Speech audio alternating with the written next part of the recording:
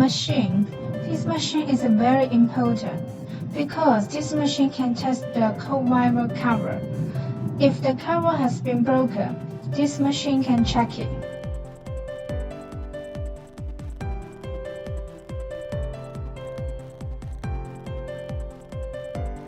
This is insert testing.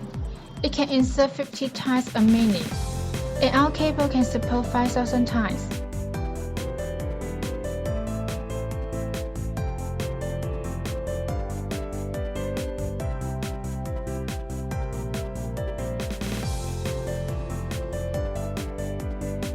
This is a soft spread testing. It can test how long will be last. Our cable has 3 levels: 24 hours, 36 hours, and 48 hours.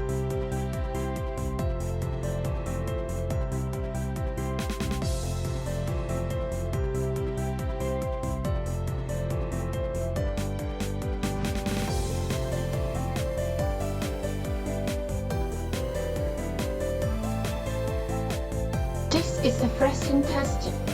The weight is 300 grams. The angle is 60 degrees. Our cable will freeze 30 times a minute and can support 3,000 times.